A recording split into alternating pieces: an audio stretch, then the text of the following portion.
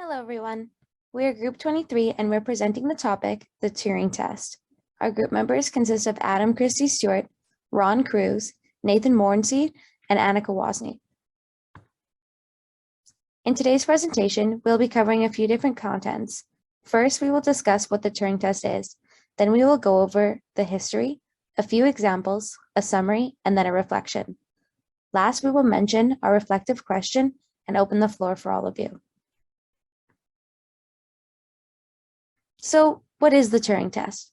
It is a hypothetical game where a human judge or interrogator has a text conversation with unseen players and evaluates their responses. In this case, there are usually two unseen players, one human respondent and one computer, although in some versions of the test, there can be more than just one human respondent. Basically, the idea of the test is that it is a way of measuring a computer's intelligence to see if they can replace a human respondent by making the interrogator guess incorrectly about who the human is. A computer would be considered intelligent if its conversation could not be easily distinguished from the humans. Thus, the computer fools the judge. Here is a short explanation of one way the Turing test works. Remember the idea of the chat box that will be explained in the video, as it will be a super important part in our presentation later on. Okay, so here's how the test goes. You've got somebody like me who's sitting at a computer terminal with a keyboard and a screen, and I'm allowed to ask questions. I type out questions on the keyboard, but I don't know what's on the other end, right? I don't know whether it's a computer program or another human being. So Turing's genius was this. He said, well, look, imagine after a reasonable amount of time, you just can't tell whether it's a person or a machine on the other end. If a machine can fool you into not being able to tell that it's a machine, then stop arguing about whether it's really intelligent, because it's doing something indistinguishable. You can't tell the difference, so you may as well accept that it's doing something which is intelligent. And I think Turing never really expected that people would seriously try it out. And so there are annual Turing test competitions across the world where people will enter computer programs, and there will be judges who will try and tell whether they're a computer program or a human being. Most of the entries in them are like these kind of crude internet chat box.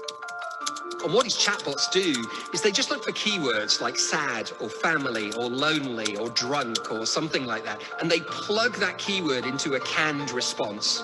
And so they're really just trying to fool the investigators.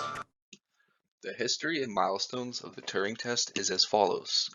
In 1950, Alan Turing came up with the idea for the Turing test when he published Computing, Machinery, and Intelligence, asking the question if a computer will ever be able to appear to be a human.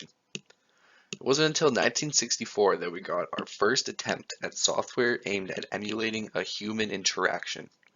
Ron will cover ELIZA in our next section. 8 years later, Kenneth Colby took a crack at his own chatbot software called Perry.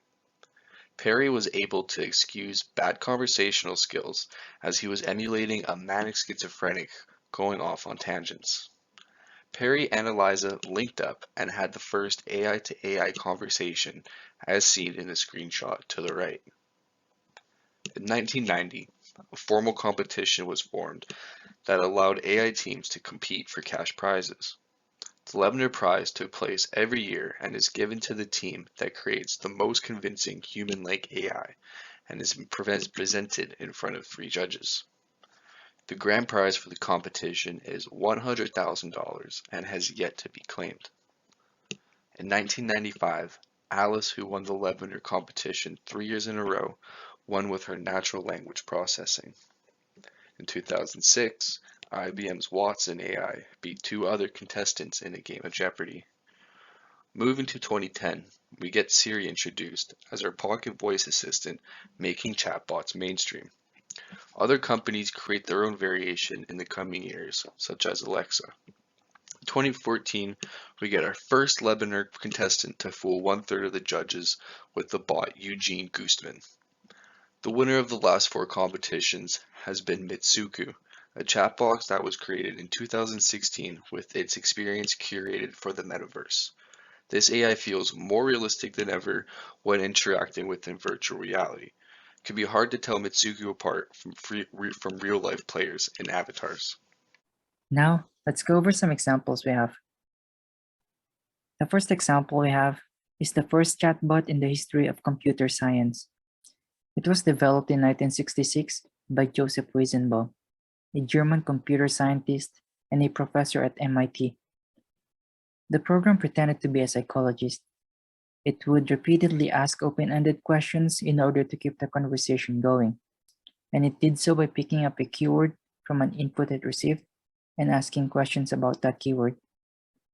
If the keyword is not recognized in the input, it will return a general response, most of the time questions from the previous conversation. This way, an illusion of having a human-to-human interaction is created, which misled the judges to mistakenly conclude that it is a real human.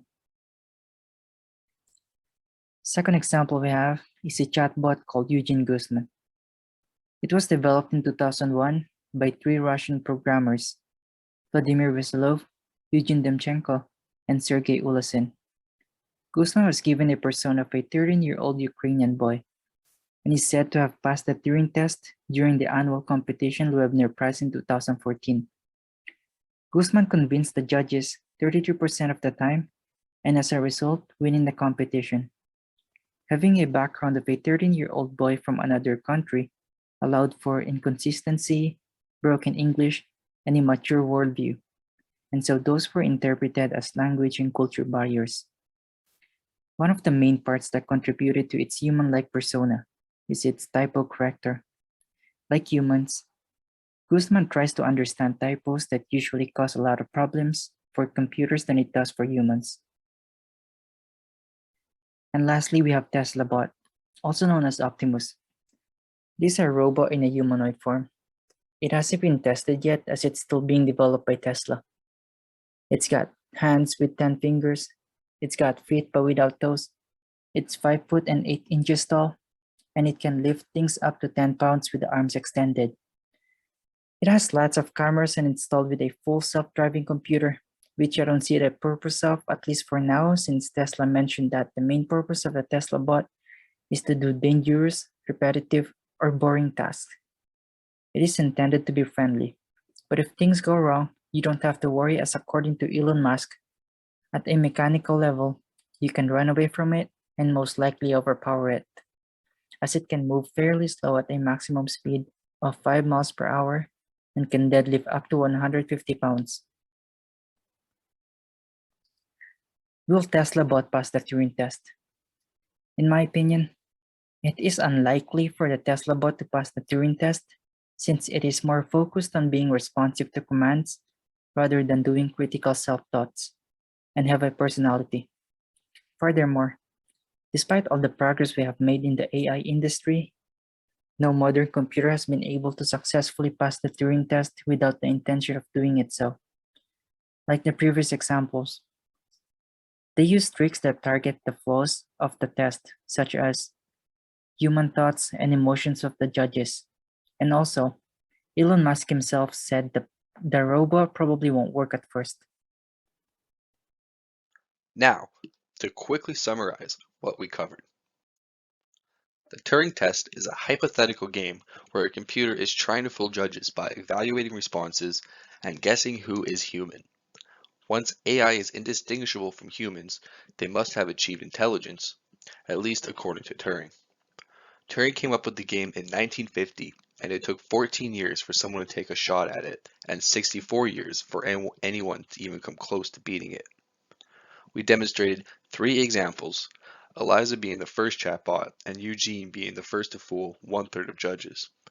TeslaBot might be the future of AI, but do you think it could pass the Turing test? When we ask ourselves the question of whether or not the Turing test is a good test for measuring artificial intelligence, we all agree that being able to talk like a human is not a reliable way of measuring a computer's intelligence, and that there is not a need to convince people that computers can easily be mistaken for humans. We believe that artificial intelligence is not based just on conversational abilities.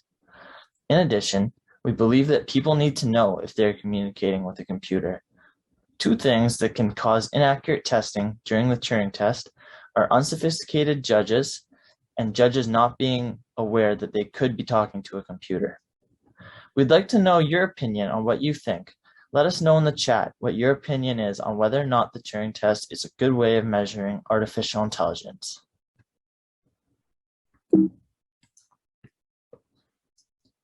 Do you think you can tell the difference between a robot and a human? One of these examples is a human therapist. The other is Eliza. Which therapist do you think is Eliza? Put your answer in the poll.